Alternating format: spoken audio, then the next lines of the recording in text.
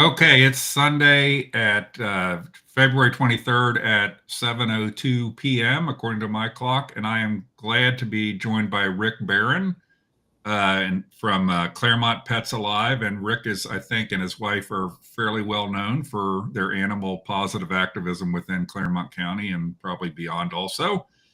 And Rick was in Clermont Pets Alive, was the sole bidder in the Clermont County RFP process around the shelter and the animal shelter and the disaster that the animal shelter is. So Rick pointed out to me, we covered it up now that he was wearing a Claremont Cares t-shirt under his shirt. And I'm wearing a right wing don't snack on me joke t-shirt from the campaign. Yeah. And I think, Rick, I'm not the animal lover that you and other people that I've seen. I love animals, but you guys have really go to a degree that I don't, in terms of this, but I'm very passionate about us having clean government in Clermont County, effective government, efficient government. And I just am so outraged for what has been for years and years, the embarrassment of the way the county has run a shelter, how it's worked with outside vendors, et cetera. So, Rick, why don't you introduce yourself to start and just talk a little bit about your background and in Clermont County and beyond relating to pets and why you're involved. Can do. Thank you, Chris. Chris, my wife, Anita, is the cat lover, and she was the one that started a nonprofit in, I think, 2006 called Pet Alliance, right? And for years, I never got involved, right? Never got involved. But in 2013, I walked into the commissioner's office in September and asked about what the process was to bid on the shelter contract. Okay. And they said there was no process, right? And so, while they tried to go figure out what the process was, we tried to go to the Clermont County Humane Society to pull animals off the euthanasia list, and they would not make them available to us. And that's when the commissioners, maybe the administration office, got creative and created what they called their canine designee. Okay. So they created a role, which they sent an RFP for, and I believe we were the only ones that submitted a proposal for that as well, to be legally allowed to rescue animals that were going to be killed at the Clermont County shelter. Okay. Because they led us to believe that the only way that we could run the shelter is if we proved that we could do so. Okay. By rescuing animals, right? So over the course of the next, it was probably 13, 14 months, the agreement was that we got 24 hours notice with a list of animals that were to be euthanized. And if we didn't take those animals, they would be euthanized. I think we rescued all but 2 that were on the first list. I think the total was 562, right? Literally, 30 dogs and 24 cats at one time with 24 hours notice. I mean, that's the kind of insanity. Well, but you're saying the time period of this is, so we haven't talked much before this, so I'm learning already. The time period of that was 2014-ish? What time 2014, period? Right, 2014. So right. Who at that time, just because I don't know, it's something new I'm learning just from what you're telling me, was the shelter then being operated by a humane society or the Clermont County Humane Society? Correct. Okay. So keep going from there. So that's a piece. So at that time, they then chose to issue the RFP for shelter operations starting in 2015, right? Okay. And so we had been gearing up this whole time. I mean, we had over 700 volunteers.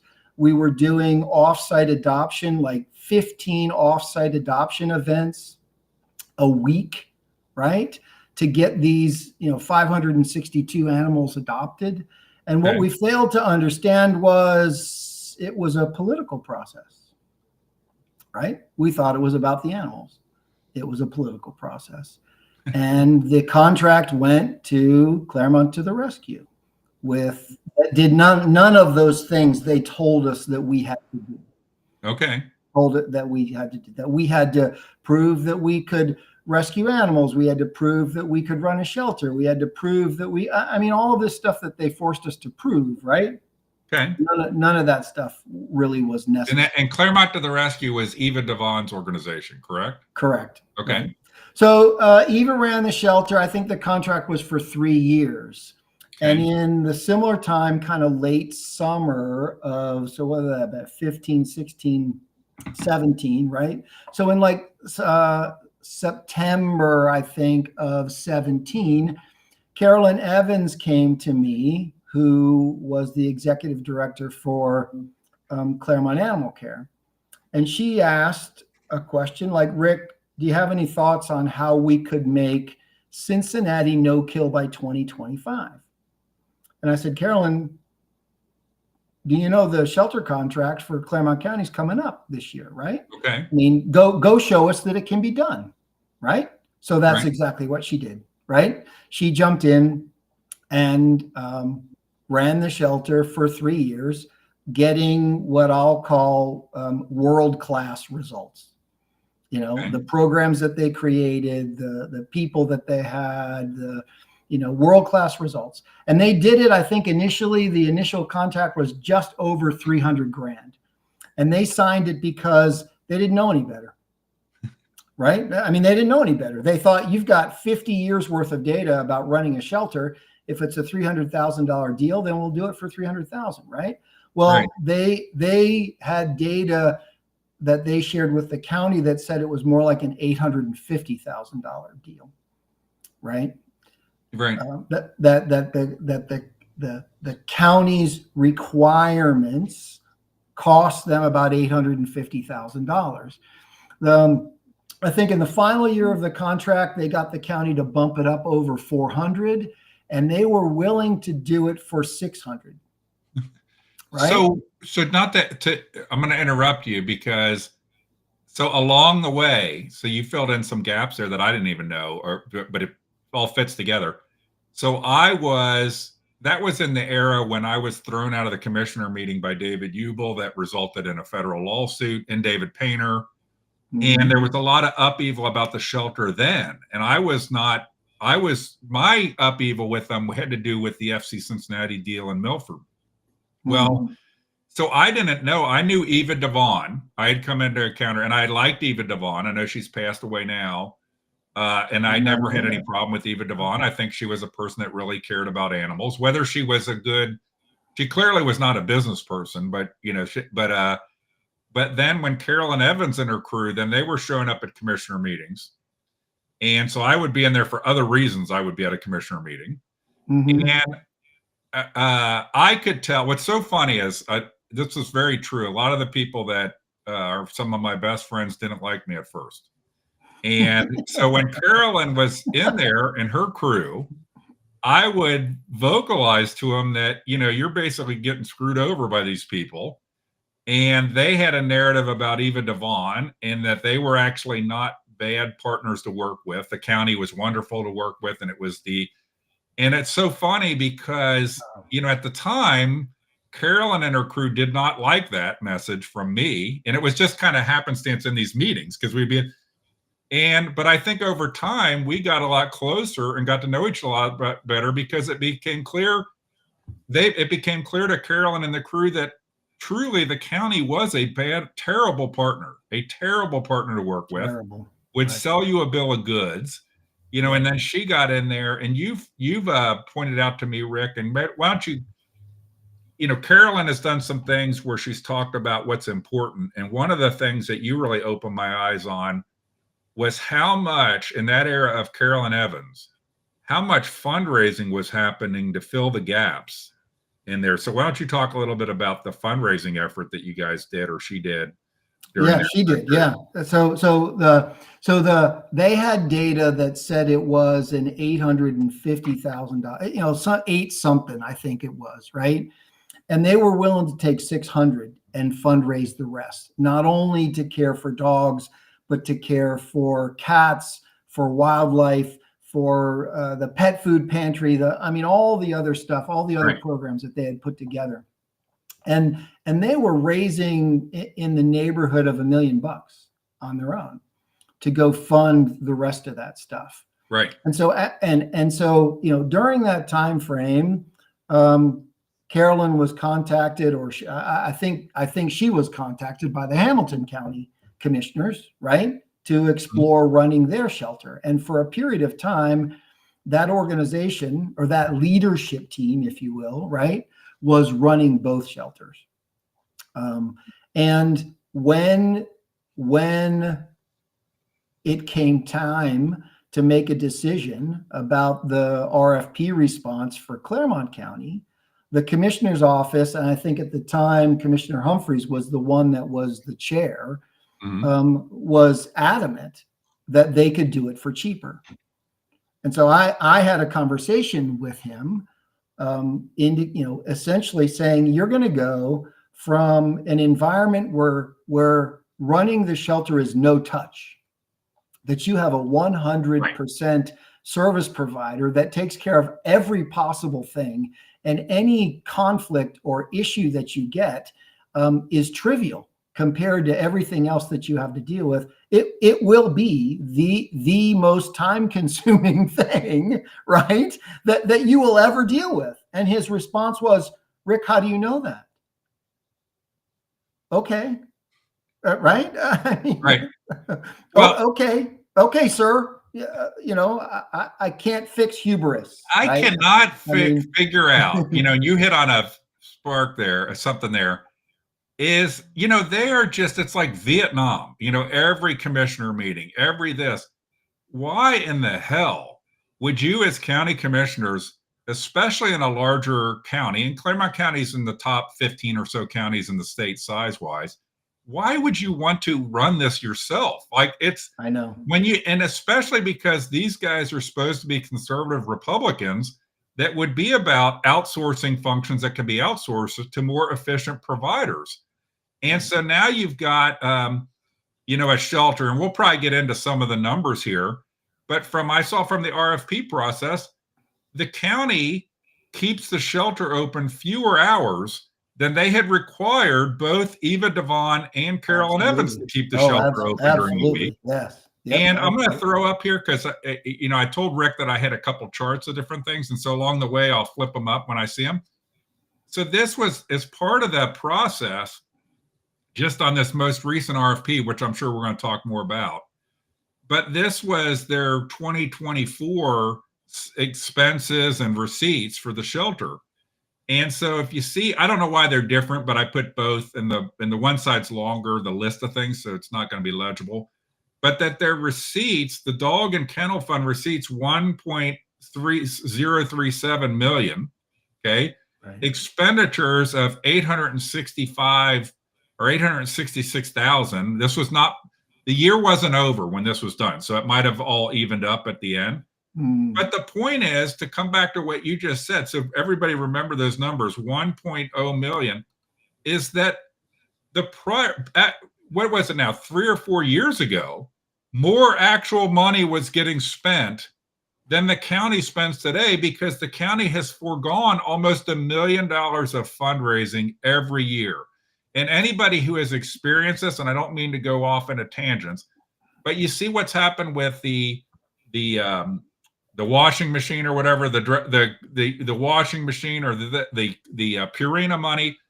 Why would anybody ever give any money to these people? Because they just show themselves to be completely irresponsible stewards of any donations they get now. People don't donate to government entities. And just beyond the stupidity, the utter stupidity of thinking you can do it less. By the way, I knew Ed Humphrey. And I don't, Rick, I know you want to be careful what you say, but these are my opinions. All my opinions are mine alone. Ed Humphrey my dog is smarter than Ed Humphrey was, to be honest. My dog is smarter. David Painter IQ points are unbelievably higher than Ed Humphrey, because I just can't imagine that these people, because I'm sure that Carolyn did a much better job at fundraising than Eva Devon. but I'm sure Eva Devon did light years more fundraising than the county does. Oh, heck yeah. And a last tangent, then I'm going to try to rope myself back in. And I would see both with Carolyn and with Eva Devon things like adoption events at pet stores, stuff like that. None of that happens anymore. None of it happens. We don't have cats. We have fewer hours. But you've got David Painter and the Painterettes, Angie and Bonnie and Claire on this road to ruin where they just can't get back. And as a right-wing MAGA type person that I am, to me it just looks like the worst of government, the worst of government. So, well, and Chris, the thing that's really that really is, if you can throw up your chart again. Mm-hmm. Hold on, I got so all the time, all through the time when Clermont Animal Care and others were sharing with the county that they needed more money, the response was always, we can only give you what's in the dog and kennel fund. What's the last line? What's the last line item say on your chart there before the yellow? Transfer from general fund. Oh my God! They found their wallet. How'd that happen? Right? Well,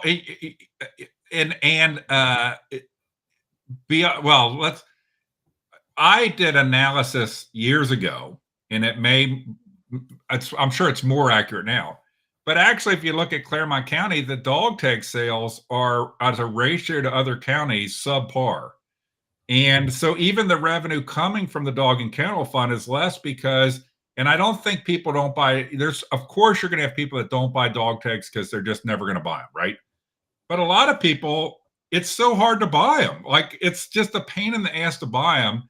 And it's gotten worse because now if you buy them, you get signed up for some company that keeps hitting you with promotional messages to buy stuff all the time.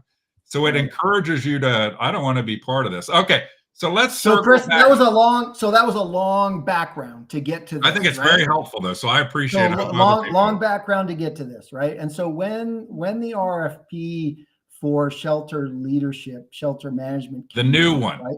The new one, right? Okay. So the one that just came out, right?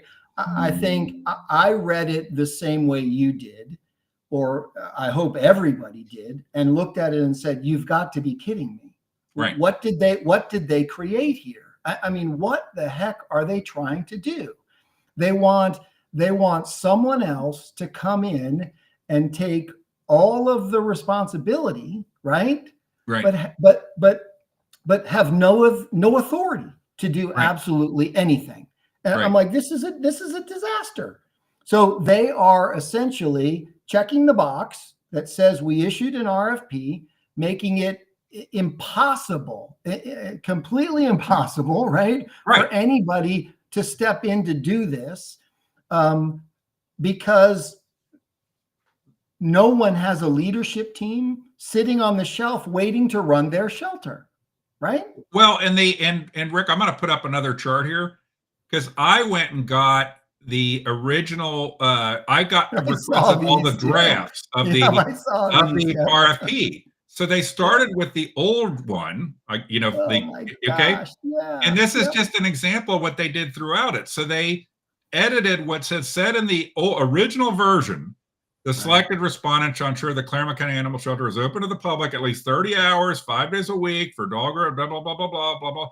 To saying, the selected respondent shall be on call 24 hours a day to respond to emergency calls as requested. Right. So what they did is they made it, the old one was truly a RFP. It was still half-baked and a poor quality RFP, but it was an RFP for somebody to take over all the running of the shelter, except for, I think that they would have supervision, but I believe the dog warden or something has to be a county employee. Like there's one. Okay. No, not at all. Right. Okay. They worked for the Humane Society. Yep. So I will, just on the ridiculousness of the whole RFP, they maintained, I can't remember the exact number, but they maintained that they had, we can add these up here real quick, 4, 5, 6, 7, 8, 9, 10, 11, 12, 13, 14, 15, 21 positions. Okay. One of them's part-time. So it said like part-time, so many full-time one. So, but 21 boxes on their org chart. By the way, I don't think this was part of any prior bid, the notion that there's this whole org chart of the county that whoever would get hired for this ridiculous RFP is their own separate thing, okay? And the county's going to have, but if you look at this, it's, what is it? So 21 boxes, 1, 2, 3, 4, 5, 6, 7, 8, 9, 10, 11 of the 21 boxes are currently vacant. Well, And not so, only, but they not didn't only put that that, in the RFP. They put that they had like 20 county positions without right. revealing that half of them are vacant, because nobody will, you know, I don't mean to disrespect any good person, because I'm sure there's good people in some of these roles, but let's get real here. The quality people aren't wanting to work at the Clermont County Animal Shelter right now. Well, You know, and you know, to go back to your 24-hour on call, I mean, that was focused specifically on animal control.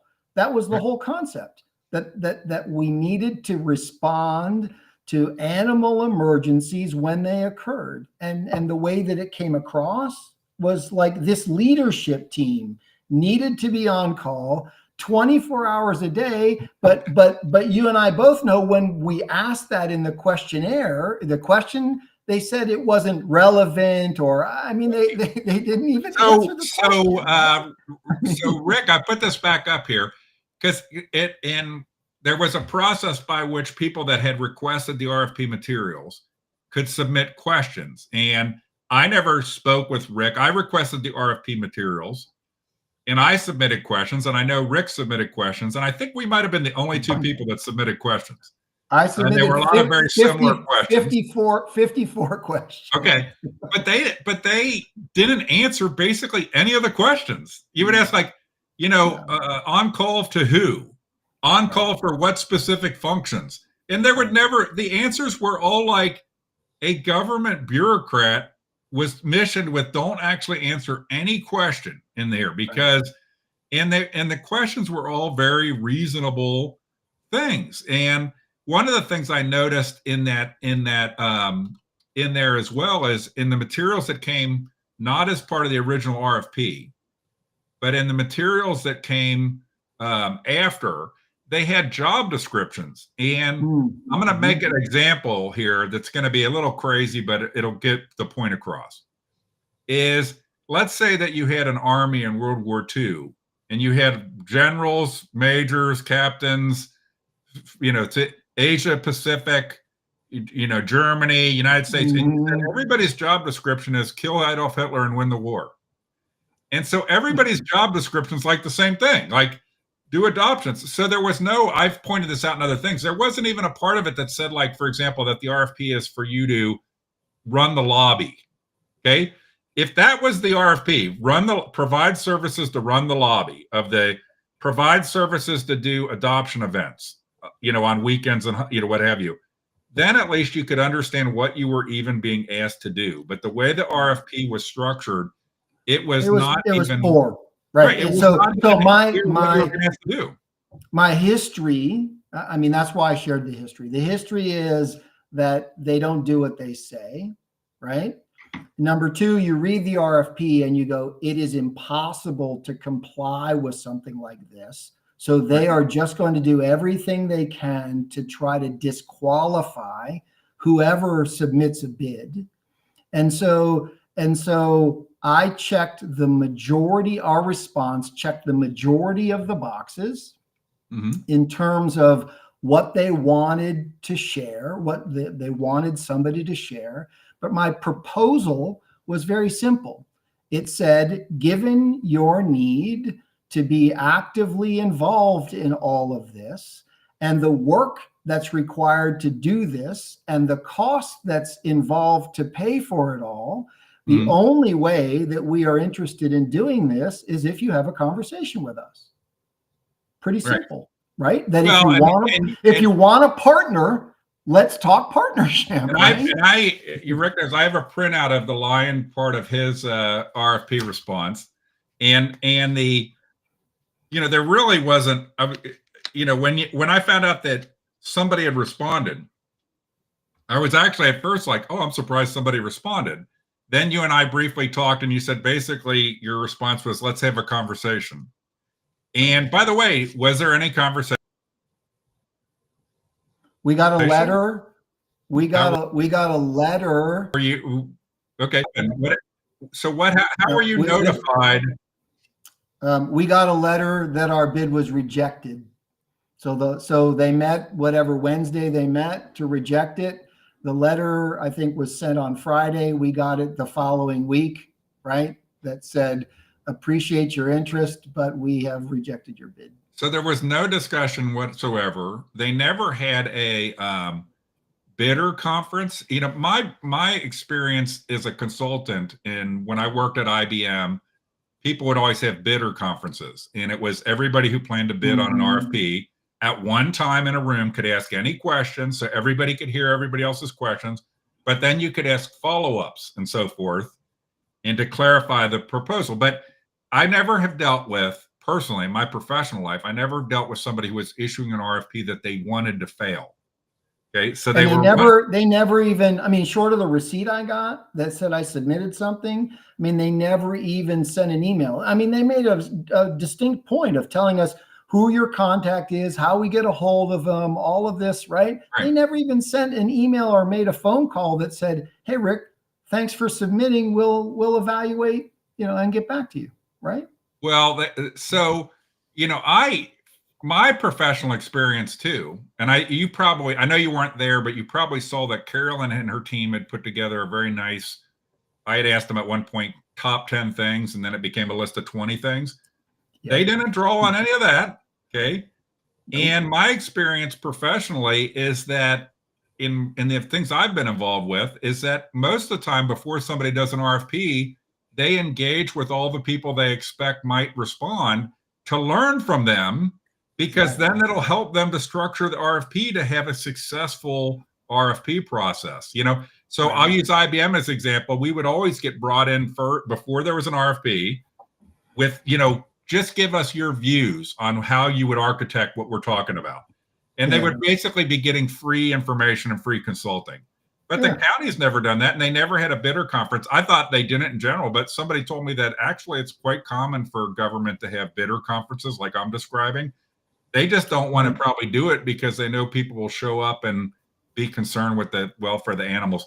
I skipped one thing, right? Yes, so after the county had been running the shelter for maybe a year, right? Mm-hmm. And a lot of these issues had started making it out into the public. I went, what was his name? Greg?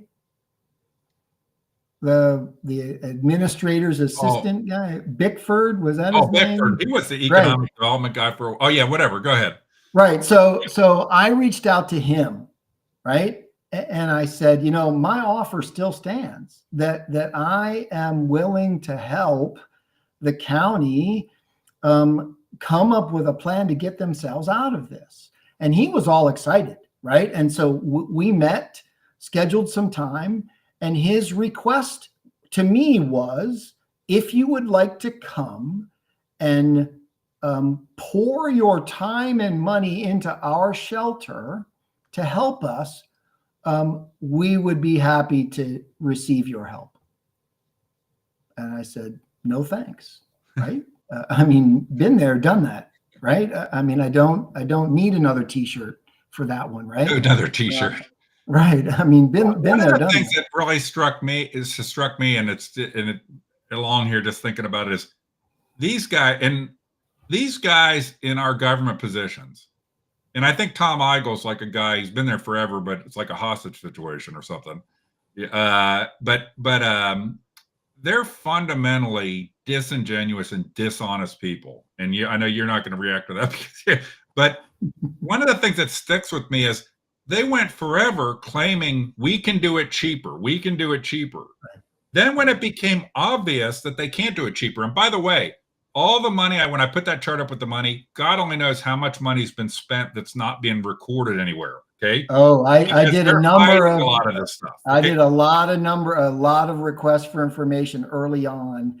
And just simple things like, where are the utilities? Yeah. Where's the food? Where's the right? I Right. know So you they're just put, hiding I a know you lot of just put things. gravel all in the back. Like, where's the gravel expense? Right? It was going through the building through the maintenance guy. So Right? Yeah. just to Right. make kind of what really got me, which really is not surprising at all, but illustrative of the unethical, disingenuous nature of these people, is that when it became clear they couldn't do it cheaper, then they started to claim, well, Carolyn Evans, it was rat infested, it was this, it was that. They changed their whole story as to why they needed to, kick out cares. Right. It is so dishonest. It is so dishonest. And these are, I would have told you, I probably have told you, and Carolyn, is you cannot trust these people. Like, you can't. Well, and Chris, when we met again this last summer, and I was at the Republican Party meeting in Batavia, we were handing out flyers, right? The Fix the Shelter flyers, right? Yeah. And I had a chance to talk to Commissioner Painter afterward, right?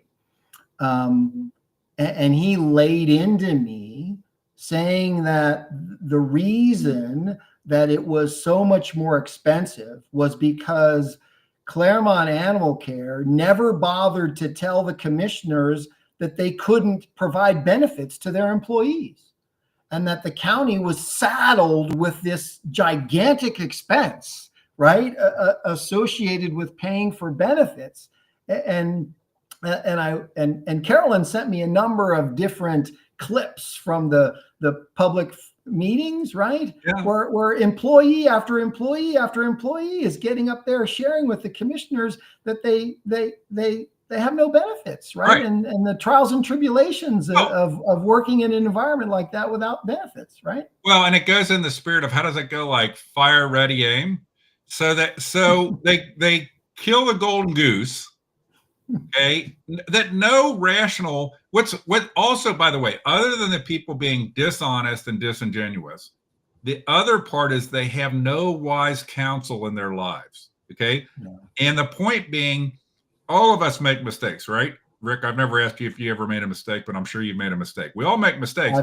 We need wise counsel in our lives, like our lifelong friends, our spouses, that tell us you're effing up. You have got to stop, because we can all get fixated on something, and you too, they huh? don't have this. David Painter, and if I was David Painter and this bid failed, now it was designed to fail, as I've said, but where do you go from here? What is your solution? You're just going to, and by the way, and people that are listening here, I think we need to have a field trip sometime to a County Commissioners Association of Ohio meeting where he's the president now, because he is a joke. He is a complete joke as a county commissioner, in my view.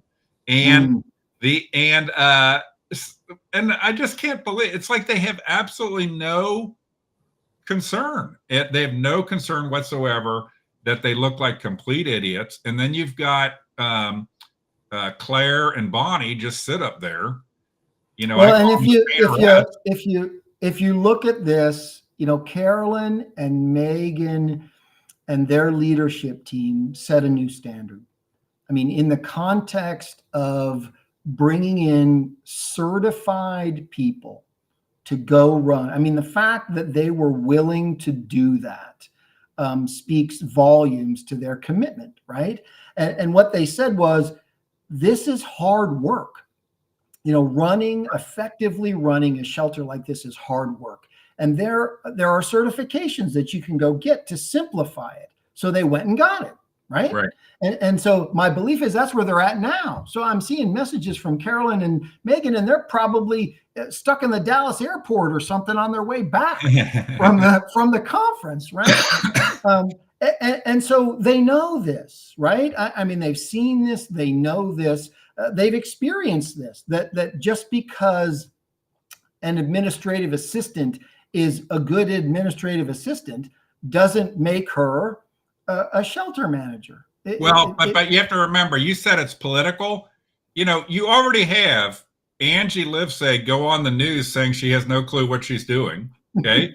That's not an issue in Clermont County government. By the way, if you don't know what you're doing, you can go on TV in Clermont County. Think of any other job. Any other job. If I was in IBM and I went and I said on TV, I have no idea what I'm doing.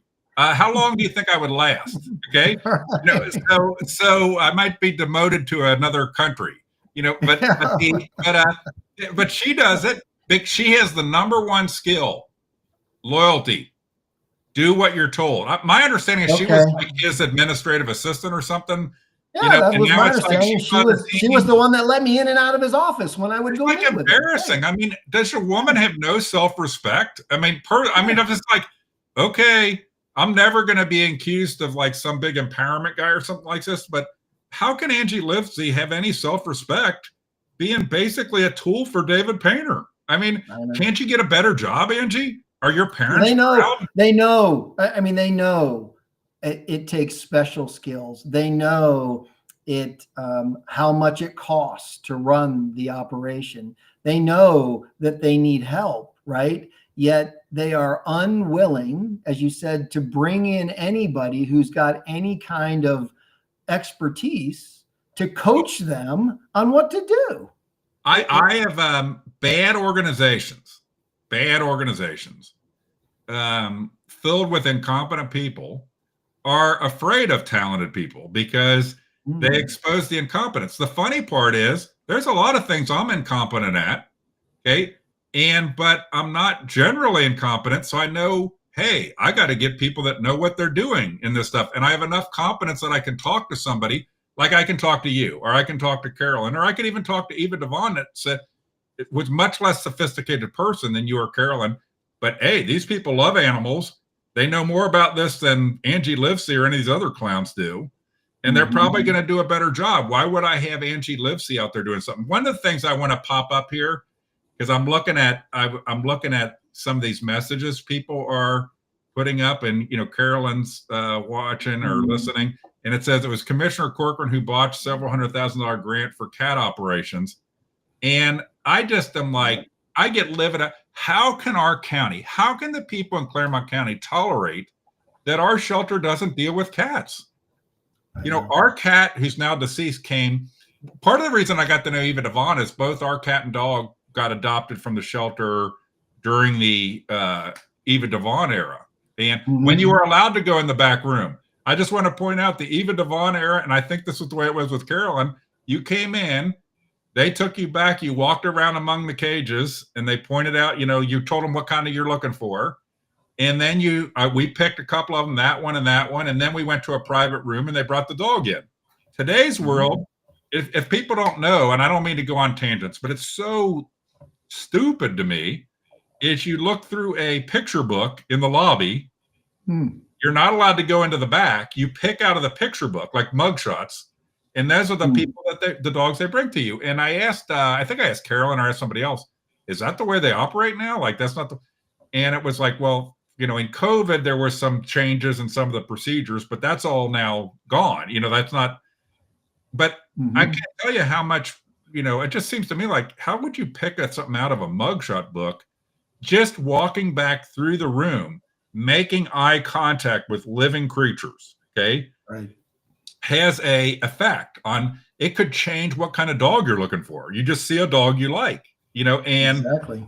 Or you interact, or the way it interacts with you. And it's just so sad. It's so sad the way the whole thing operates. Again, I don't want to go off on tangents, but Rick, when they had the whole festoosh with the prearranged David Painter press tour over there, where they wouldn't let anybody else. And the press is disgusting because they cover the stories, but then they let themselves be used by these people. And they would have been a better story for Channel 12 to report that they won't let people go in the back room than to never report that and go in there. But when they brought them over there, they had moved all the dogs outside, so they basically cover up stuff to create illusions of what's going on over there. So any of it, have you heard anything about any reissuance of an RFP or anything like that? I have not. I mean, there's been no contact at all. I mean, short of the letter that said that they rejected our proposal, and it's sad. I mean, it's absolutely sad because it's the animals the team of people that are over there caring for them, the volunteers. I mean, it's sad that we've got leadership in this county that has all kinds of resources who are available to them to help. And like I said, the ego is just so gigantic that they just don't seem to be able to bring themselves to say, you know what, we made a mistake taking over shelter operations, and we'd love to have somebody who knows what they're doing come in to do this. I think that if David Painter came out in a meeting, it might be too late now, and said, I accept I made a mistake, we got to really fix this. I would have most everybody would have 10 times more respect for him than, I mean, because you tend to respect people, it's what's the saying, it's not that people don't make mistakes. The way you you see character is how they react when they accept that they've made a mistake. And they're still stuck in this vortex where I don't even get it, frankly, Rick, because there's no exit. Where is the exit for them? There is no exit. Exactly. I mean, there is no exit. Why don't you talk a little bit here quick on, I know that, beyond, because you kind of turned me on to thinking about, we got a crappy shelter next to a shooting range that's very inaccessible, not publicly visible. Everything about it doesn't have adequate parking, doesn't have adequate grounds, doesn't have adequate walking areas. For everything about it sucks, and it sucked for a long time. Right. You talk a little bit about your vision of what Clermont County should have in terms of a shelter type experience if we could ever get past just continually driving into the ground the crap. So when we were looking to do, respond to the RFP for the 2015 shelter contract, one of the questions that I asked was, do we actually have to run the shelter here, right? And they said, why? Do you have a facility someplace else? And I said, I do not, right? But I think it would be feasible to fundraise to create what I'll call the pet central for Clermont County. And at the time, the property at what is it? That first exit at the top of the Olive Branch Stone Lick, right? Okay. The property at Olive Branch Stone Lick, on the south side was what hadn't been developed, and there was like 40 acres of property there. And so, I mean, I at least explored buying that property and creating, not only a shelter, but a dog park, veterinary care, retail services. I mean, the whole 9 yards, right, where you would make it someplace where people wanted to come to spend time with their animals. Right. And they were, yeah, sure, as long as we don't have to pay for it. Well, right? They lack any vision. I mean, so just as an example, South Afton was supposed to be this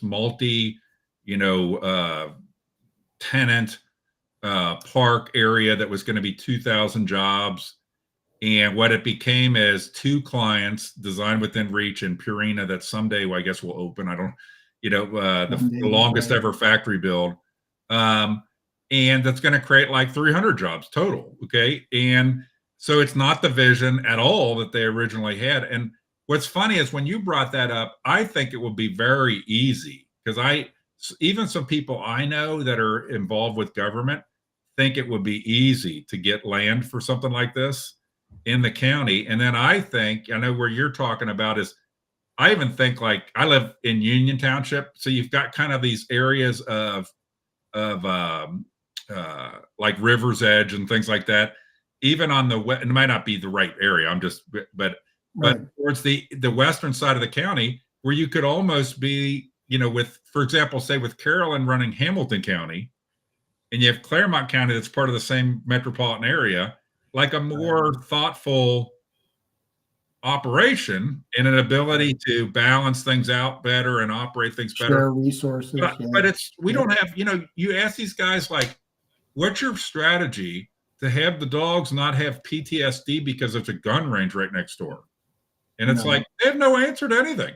None. And I even asked, I said, can I sell naming rights to the shelter? Because, don't you think Purina would have written a bigger check if they could have hung their name on the shelter? Without that, Purina would have, anybody who, I don't know anything about fundraising, probably relative to you or Carolyn, but the amount of money they got from Purina makes no sense. No sense. No Exactly. sense. I mean, okay. You think if TQL can put their name on a stadium, that maybe they'd want to put their name on a shelter too?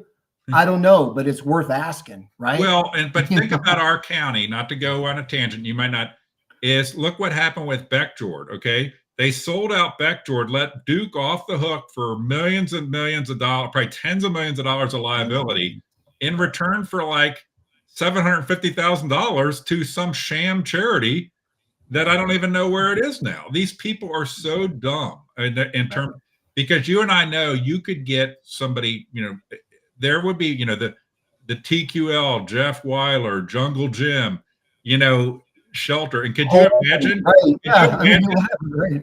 I'm just going to live in crazy land for a second. Could you imagine if you had the Jungle Gym shelter? Okay. Exactly. And in the Jungle Gym Plaza in Union Township, if there was a permanent one of those storefronts that was a walk-in adoption center. Adoption, exactly. That you hustle animals out to. Yeah. And now the people, when the Eva Devons of the world would stay out in the cold in front of pet stores, now they actually have a storefront at the Jungle Gym's place to have the animals. And it's so sad, so sad. And then I even asked, I said, okay, it may take us a little while to get to the point where we're building Pet Central, right? I have a few other requests. Number one is, can we put some signs up? Right. And they're like, what do you mean? There's a sign on 222. I said, no, I need a sign on 32. Right. I need signs on 32 that say how to get to the shelter. Right. And they're like, well, why would you do that? I'm like, because I want people to show up. Right. I mean, I don't know. And I'm not a person like you that's or your wife or Carolyn, in terms of your level of involvement. But I love to see these things like, the shelter's closed Christmas Eve, the shelter's closed this, the shelter's closed. Because to me, there's certain time periods, like it really got me. Now you might say, well, it's crazy. You can't really do it because of people's schedules, but it's like Christmas Eve seems like a pretty good time to try to hustle some animals out of a shelter. And I think that one of the issues is that you guys have the view, I think you guys, people that are professionals in this area, and I got this from listening to Carolyn and her team when we did kind of a forum on this, is you got to get the velocity of the animals getting out of there. You can't let them languish. You can't have year-long animal. You can't have this. You've got to have a strategy to keep it moving in there. I want to throw this up, Rick, before we close here. This was what's her name's chart on what they did this year now this was before the end of the year. It was as of 12/13/2024. Right. Angie Livesey's chart, 443 adoptions, 218 and when I go look at what Carolyn was doing in the last year, I can't remember, and I forgot to put it in here. It was like, I don't think it was quite double, but it was like double the adopted dogs, or in that range. And then there was like 1,000 cats also. 1,000 cats. Exactly. You got it. And now we have no cats. We have, significantly fewer dogs. Right? Significantly fewer dogs. We won't take, and I know it's an issue when you have owner surrenders. I know this would become, but now the shelter doesn't take owner surrenders at all. Right. And it's like, where do you think owner surrenders that you don't take end up? They end up dumped. East Fork, right? Right. They end up dumped and create more of a problem than otherwise. And we know there's I guess, not as good and good reasons why you'd have an owner surrender. But there's a need for that can happen sometime. Before we get totally done here, I want to pop this up again, and and then I'll let you have ultimately the closing word. The 30 hours, okay, 30 hours, 5 days a week, okay? Right. That was the requirement when Carolyn was bidding the last time. And now look at the animal shelter's actual page. Thursday through Friday, 12 to 4, Saturday, 11:30 to 4. Right. You know, so these are very convenient hours for busy working people. Exactly. Exactly. As long as you don't work and don't have a family, you can come to the shelter and adopt an animal. Right? Correct. And by the way, 12 to 4, and I know you have to be certain times. You know, last time I checked, one of the audiences for animals is people that don't have kids, and another audience is people that do have kids. And so you might want to have your hours have more time in there where people with kids could show up to have mom and dad are letting you pick out a dog. You got it. Right. At least have one evening during the week. Yeah. Right. Yeah, right. And So some more weekend hours. Yeah. All right. So Rick, what haven't we covered, or what kind of closing comments do you want to make on this whole fiasco?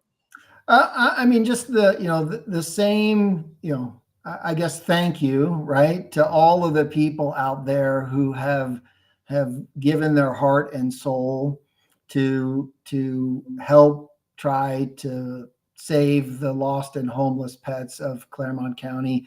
Because, the reason that we turned to Clermont County in 2014, because if you remember, it was impossible to do anything in Hamilton County. With the leadership at the SPCA at the time, it would have been absolutely impossible to do anything. And so we turned our efforts to Clermont County, Clermont Pets Alive, because we live here and we care, right? And that's what all of the people who have been involved, they all care.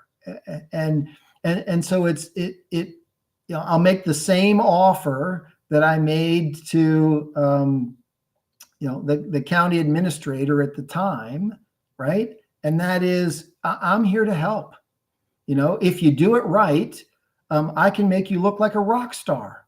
And you don't even have to, I won't even take the credit. I'll give all the credit to you for picking the right partner, right?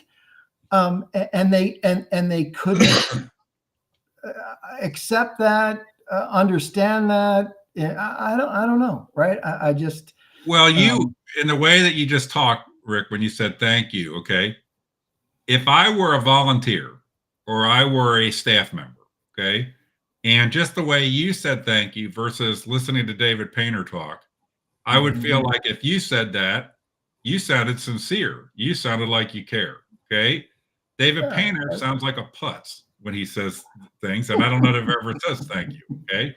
You should be thanking David Painter for being able to be in his presence. But one thing I think that you, Carolyn, even Eva, all the people that have been involved, all the people, the volunteers, one of the things I pointed out, and I'll point it out here before we close, is that you guys love animals and put that at a level that most of us cannot appreciate, the degree. We all like animals. I think most people like animals. They have pets. But there's a different degree that you guys are. And as a result of that, and I want you to take this and anybody listening in a very positive way. You guys that love animals, open yourselves up for all kind of abuse. Meaning you would do, I say, like, my wife would be a person who would be inclined to, if she got sucked in with the animal loving crowd, if somebody called her up and said, we have a dog and we need somebody to just lay on the floor next to their cage all night to make sure they're okay, she would be okay. I'll be down there. Okay. Mm-hmm. And so if you take an area like this where people are so willing to give, to sacrifice, to endure, bad situations, not having benefits, pay that's lower than it should be, maybe, and you F that up, you really got to be working hard. Okay. You got to really be working hard. Because there's so many. It's not that there's so many, but I think anywhere there are a cadre of people that are willing to do whatever it takes to protect the animals. And I frankly think in Clermont County that in some cases that has always stepped in and covered a gap and and spackled over some of the issues going on with the county. And that has been totally ripped off. That Band-Aid has been ripped off. It is horrible. It is not going to get better. This is like, if you're a conservative, you'd say this is like education. It's not going to be solved by just throwing money at it. There's other issues that are bigger than money. Can't fix this. It's not just money's important to this, but the commissioners now transferring what you point out there, $600,000 from the general fund over, that's not going to fix it. They throw money at it. They can't fill half their staffing chart. They can't fill half because it's hard work, and it requires leadership who understands that it's hard work and is willing to help people get through that emotional, right? It's hard work. It is. Right. And that's why, they wanted a whole team. Give us your team, your plan, their resumes, their credentials, the whole 9 yards. It's like, no, we would go do a national search to go find somebody that's a good fit based on the programs we want to run. I'm not going to go do that until I have your commitment to go pay them. Right. I mean, no.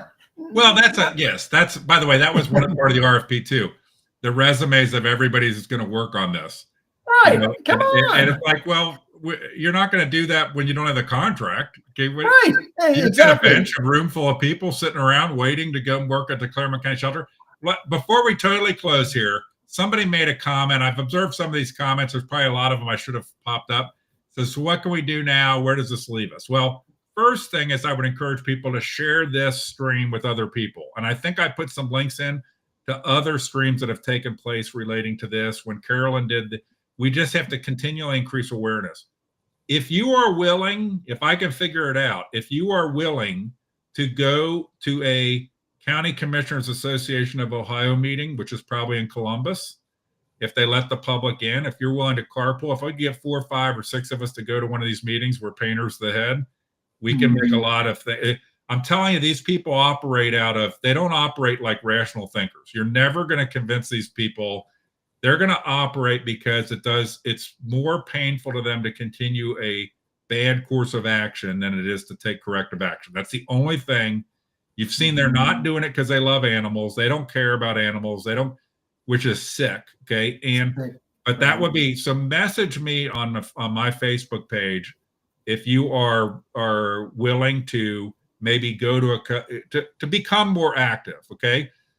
And I'm a political person plugged in with some of these people, hated and despised. I'm the most hated and despised member of the Clermont County Republican Central Committee because I'm not full of shit largely.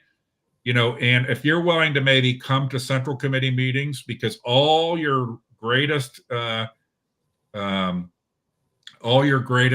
leaders of Clermont County are at the meetings. If you're willing to go to Columbus one time at least to basically call out David Painter amongst all of his, while he's got his what do you call that, peacock feathers out in his element, we've got to do this because it's frankly, only by brute force is anything going to change. And people that were hopeful that there'd be some reaction to elections, these people don't care. They think that they're beyond all that and they can get away with whatever in there. So message me on my Facebook page if you're willing to get more personally involved, if you might be willing to go to a CCAO meeting, et cetera. Now, Rick, are there things that you would suggest people should do that want to be part of a more positive solution to all this? That's a good question, Chris. I don't have anything at this time because ultimately it's going to take a willingness of the commissioners. And, I knew this from the very beginning that the only way they would do anything different is if there was enough pain. I believe the pain is what caused the request for the RFP. So if that's truly the only way that we get change is through pain, then I would ask everyone here to exert as much pain as possible, to help legally, right? Yeah, to make my premonition to Commissioner Humphrey come true, and that is, bury the commissioners in the minutia of running a shelter, so that they finally have to say they finally have to say uncle we can't continue to invest this much time doing this. So if people that are interested in getting more involved from an activist standpoint, like I would be coming from, message me on my Facebook page. There's also an email on my Facebook page. You can email me. But also there's other things we can look at doing, like why don't we go door to door in David Painter's neighborhood? Okay, why don't we go door to door in Bonnie Batchelor's neighborhood? Why don't we go door to door in Claire Corcoran's neighborhood? Okay, to ask their neighbors, to ask them why they don't care. Okay, there are things we can do. I'm telling you, these guys are only going to react to that kind of pressure because they don't care, right? If you haven't learned at this point that they don't care, they're not good, they don't operate in good faith, then you're never going to learn. Now, Rick, I keep saying before we close, your organization, Pets Alive, Clermont Pets Alive, do you want to give just a little testimony of what you do or what you do outside of the shelter? Right now, I mean, when, you know, we were a cat rescue, and we got involved with dogs for that canine designee role by doing exactly what we have said that everybody should do, and that is reach out to the experts in the area that say, hey, we have an opportunity to save dogs that are going to be euthanized. Who wants to help? And like I said, we had 700 at one point in time volunteers that were active in that process. And so when we did not get the shelter contract for 2015, all of those people went to go help other dog rescues, right? To go use their expertise to go do that. And so we are back to being a cat rescue, you know, focus exclusively on community cats, the cats that are the hardest to place because they need socialization. Right? Okay. I mean, it's easy to find a home for a cat that jumps in your arms and wants to go home with you. You know, the so one that want a cat, if people want a cat, should they contact your organization? ClermontPetsAlive.org, correct? Okay. The cats are on the website, or we're always in need of fosters, right? I mean, you know how this works. You know, we can only rescue the ones that we have foster homes for, and people that are willing to open their homes to socialize these cats that don't want to leave the carrier, that hide behind everything, and within a matter of months are literally sitting next to you on the couch or in your lap and just needed someone to love and trust them. Right. All right. Well, any final closing thought?